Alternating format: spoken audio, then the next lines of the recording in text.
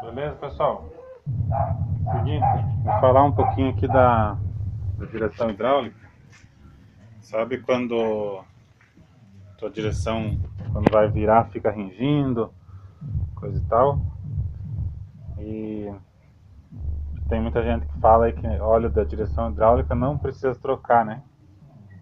Até o fabricante às vezes fala isso.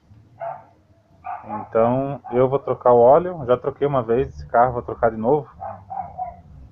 E da outra vez também começou a querer dar um ringido na direção hidráulica, quando se terçava, né?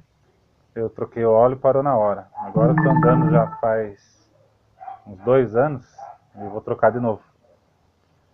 Então olha aqui, ó. Eu tô tirando com uma seringa, ó, o óleo velho ali, ó. Ó.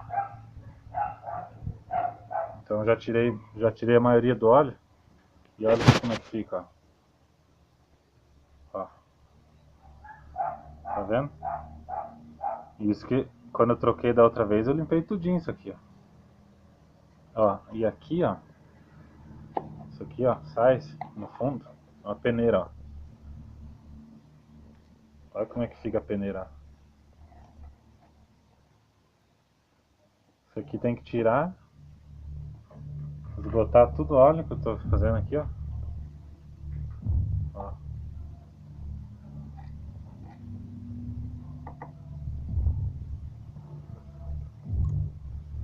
Tirar tudo, limpar bem com óleo diesel ou querosene, né? Lavar essa peneira, ó. Pra daí colocar o óleo novo. Ó, olha aqui, ó.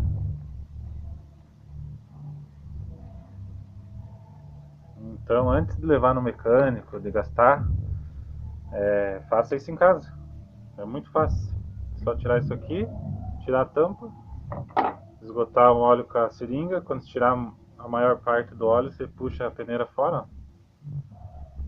Lava tudo, põe óleo novo, deixa aberto, funciona o carro, esterça para ver se não vai sair ar, né?